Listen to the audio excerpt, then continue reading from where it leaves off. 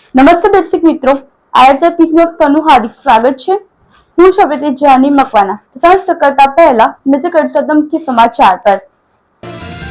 ભરૂચ જિલ્લામાં નિરાધાર બનેલી મહિલાને મારઝૂડ કરનાર પતિ અને નણંદની શાન 181 ની ટીમે ઠેકાણે લાવી કાયદાનો પાઠ ભણાવ્યો। ભરૂચના પૂર્વપટ્ટી વિસ્તારના એક ગામની ધોરણ 9 ની વિદ્યાર્થીનીને યુવકે મોબાઈલ આપી છેડતી કરતા પોક્સોનો ગુનો દાખલ। અંકલેશ્વરમાં ધોરણ 9 ની વિદ્યાર્થીનીને બનેવીએ દુષ્કર્મનો ભોગ બનાવતા વિદ્યાર્થીની કુંવારી માતા બની બાળકીને આપ્યો જન્મ। ભરૂચ કોર્ટમાં બોમ્બની અફવાના સમયે શું કરવું જોઈએ તેના ઉપર મોકડ્રીલ યોજાઈ। પોલીસ વિભાગ સહિતના અધિકારીઓ જોડાયા। મુલર ટોલ પ્લાઝા પર વજન કાંટામાં કોઈ ખેલ ચાલતો હોવાની ફરિયાદોના પગલે નેશનલ હાઈવે ઓથોરિટીએ કાર્યવાહી કરી। આમોદ નગરપાલિકાના પાપે આજે આમોદની જનતાને મરણ પછી પણ શાંતિ મળે તેમ નથી। આમોદ શહેરના સ્મશાન ગૃહમાં સરકારે 1 કરોડ અને 2 લાખની માતબર ગ્રાન્ટ ફાળવી હોવા છતાં એજન્સીની બેદરકારી અને તંત્રની મિલીભગતને કારણે સ્મશાન નર્ક સમાન બની ગયું છે। ભાજપના પૂર્વ મહામંત્રી ભીખાભાઈ લીંબચિયા અને હિન્દુ સમાજના આક્રોશિત યુવાનોએ સ્મશાનની મુલાકાત લેતા પાલિકાના ભ્રષ્ટ વહીવટના ધજાગડા ઉડાવ્યા છે। નગરમાં ચર્ચાઈ રહ્યું છે કે આમોદ નગરપાલિકાના ચીફ ઓફિસર અને એન્જિનિયર માત્ર ઓફિસમાં બેસી રહેવામાં જ રસ ધરાવે છે। લાખો કરોડોના કામોમાં ભ્રષ્ટાચાર થતા હોવા છતાં જવાબદાર અધિકારીઓ ક્યારે સ્થળ ઉપર તપાસ કરી તસદી લેશે અને એજન્સીનું શું કામ ચાલે છે તે અંગેની કાર્યવાહી કરશે। એન્જિનિયરિંગ ગેરહાજરીમાં જ એજન્સીને મનસવી રીતે જેસીબી ફેરવીને સ્મશાનની 10 બાકડા અને નવી બનાવેલી ચેન તોડી નાખી છે, જે ભારે નુકસાન કર્યું છે। ખોટા ભૂમિપૂજન અને તોડફોડ, સાંસદની ગ્રાન્ટના ગેટનું પણ કામ વર્ષથી અધ્ધર ચાલે છે જેવા આક્ષેપ સાથે ભારે આક્રોશ વ્યક્ત કરાયો છે। જંબુસર તથા આમોદ તાલુકાના ક્રિકેટ ખેલાડીઓ માટે એક મહત્વપૂર્ણ અને પ્રેરણાદાયક અવસર રૂપે ભરૂચ ક્રિકેટ એસોસિએશન દ્વારા સિલેક્શન પ્રક્રિયાનું આયોજન કરવામાં આવ્યું હતું। ગુજરાત ક્રિકેટ એસોસિએશનના નેજા હેઠળ યોજાનારી આંતર જિલ્લા ક્રિકેટ ટુર્નામેન્ટ માટે ભરૂચ જિલ્લા સિનિયર અને અંડર 23 ટીમની પસંદગી માટે જંબુસરના ક્રિકેટ ગ્રાઉન્ડ ખાતે સિલેક્શન યોજાયું હતું। આ સિલેક્શન કેમ્પમાં આશરે 35 જેટલા ખેલાડીઓએ ઉત્સાહપૂર્વક ભાગ લીધો હતો। યુવા ખેલાડીઓએ પોતાના બેટિંગ, બોલિંગ અને ફિલ્ડિંગમાં કૌશલ્યનું પ્રદર્શન કરીને પસંદગીકારોનું પણ ધ્યાન આકર્ષ્યું હતું। સમગ્ર કાર્યક્રમ દરમિયાન ખેલાડીઓમાં ઉત્સાહ અને સ્પર્ધાત્મક ભાવના જોવા મળી હતી। ભરૂચ ક્રિકેટ એસોસિએશનના પ્રમુખ દુષ્યંત પટેલ અને મેન્ટોર મુઠા પટેલના માર્ગદર્શન હેઠળ આ વર્ષે પણ એક નવી પહેલ સ્વરૂપે જિલ્લામાં 4 અલગ અલગ સ્થળોએ સિલેક્શન યોજવાનો મહત્વપૂર્ણ નિર્ણય લેવાયો હતો।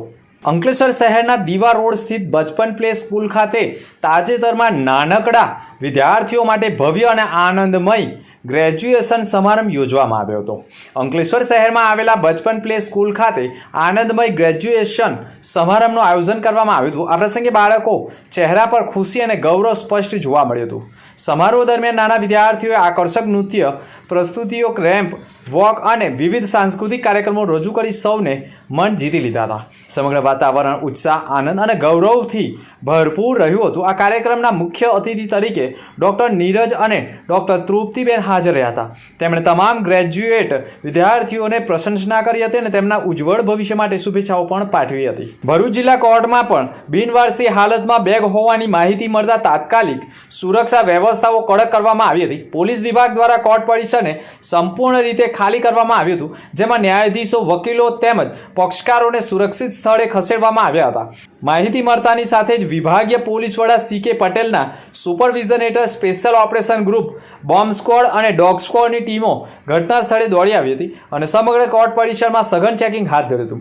સાથે જ ફાયર વિભાગ અને આરોગ્ય વિભાગની ટીમોને પણ એલર્ટ પર રાખવામાં આવ્યા હતા, જેથી કોઈ પણ અનિચ્છનીય પરિસ્થિતિમાં તાત્કાલિક કાર્યવાહી કરી શકાય। વિસ્તૃત તપાસ બાદ આખી કાર્યવાહી મોકડ્રીલ તરીકે જાહેર કરવામાં આવી હતી। આ મોકડ્રીલનો હેતુ કોર્ટમાં બોમ્બ અથવા અન્ય સંદિગ્ધ વસ્તુ મળી આવે ત્યારે કેવી રીતે ઝડપી અને સુરક્ષિત રીતે કાર્યવાહી કરવી તેની તૈયારી કરવાનું હતું। ઉલ્લેખનીય છે કે તાજેતરમાં કોર્ટને બોમ્બથી ઉડાવી દેવાની અનેક ધમકીઓ મળતા પોલીસ વિભાગ વધુ સતર્ક બન્યું છે અને સુરક્ષા વ્યવસ્થાઓને મજબૂત બનાવવા માટે આવા રિહર્સલ હાથ ધરી રહ્યા છે।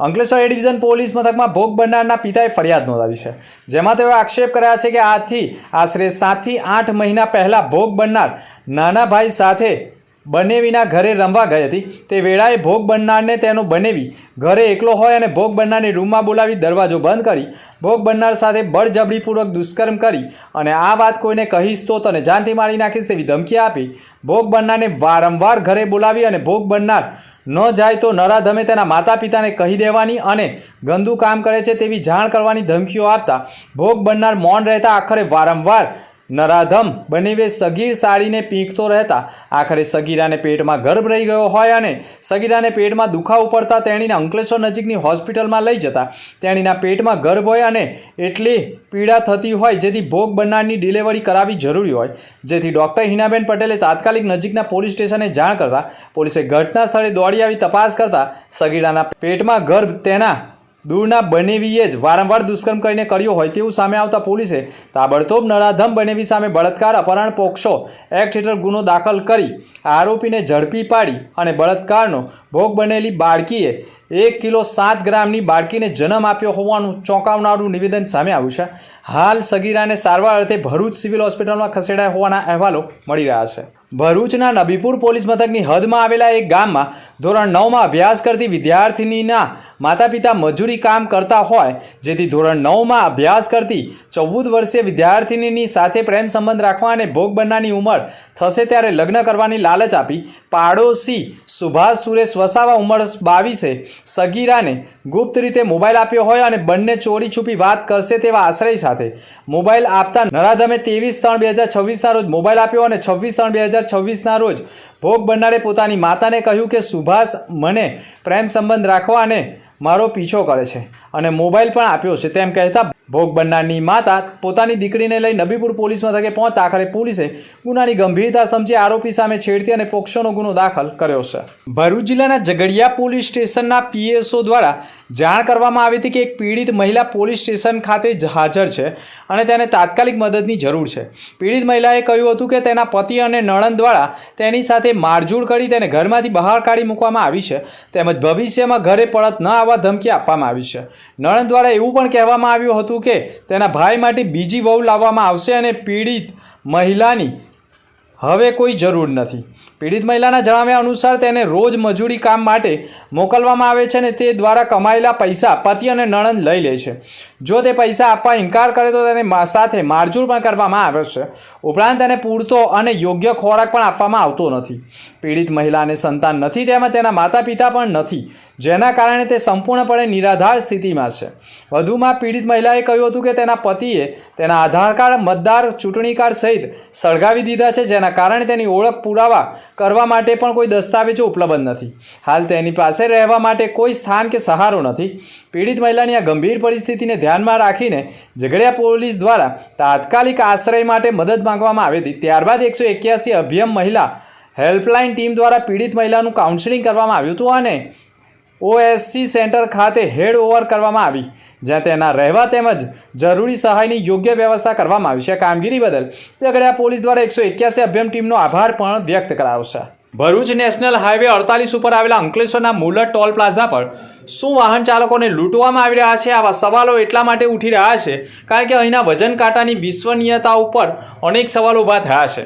સરકારી મહોલ વાગી રહી હોય તે વચ્ચે એક જાગૃત ટ્રાન્સપોર્ટરે કરેલી ઈમેલ ફરિયાદના પગલે આજે નેશનલ હાઈવે ઓથોરિટીના ઉચ્ચ અધિકારીઓએ મુલર ટોલ પ્લાઝા પર આકસ્મિક દરોડા પાડી તપાસનો ધમધમાટ શરૂ કર્યો છે. મુલર ટોલ પ્લાઝા ઉપર ઓવરલોડ ગાડીઓ પાસે વસૂલવામાં આવતા દંડને લઈ લાંબા સમયથી ઘર્ષણ ચાલી રહ્યું હતું. સૂત્રોના કહ્યા મુજબ ટ્રાન્સપોર્ટરો અને ટોલ કર્મચારીઓ વચ્ચે દંડની રકમ બાબતે ઉગ્ર બોલાચાલી થઈ હતી. ટ્રાન્સપોર્ટરનો આક્ષેપ છે કે નિયમ મુજબ જે દંડ થવો જોઈએ તેમાં મોટી ગડબડી કરવામાં આવે છે. મુંબઈની સહકાર ગ્લોબલ કંપની જે આ ટોલ પ્લાઝાનો વહીવટ સંભાળે છે તે હવે શંકાના ઘેરામાં છે. નેશનલ હાઈવે ઓથોરિટીના અધિકારીઓએ તપાસ દરમિયાન વજન કાંટાનું બારીકાઈથી નિરીક્ષણ કર્યું હતું અને કંપની પાસે આ ગંભીર બેદરકારી બદલ લેખિત ખુલાસો માંગ્યો હોવાના અહેવાલો મળ્યા છે. અદમકી સમાચાર પર ફરી એક નજર. ભરૂચ જિલ્લામાં નિરાધાર બનેલી મહિલાને મારઝૂડ કરનાર પતિ અને નણંદની શાન 181ની ટીમે ઠેકાણે લાવી કાયદાનો પાઠ ભણાવ્યો.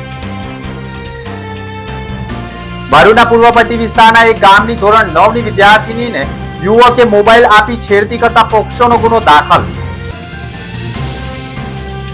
અંકલેશ્વરમાં ધોરણ 9ની વિદ્યાર્થીનીને બનેવીએ દુષ્કર્મનો ભોગ બનાવતા વિદ્યાર્થીની કુંવારી માતા બની બાળકીને આપ્યો જન્મ.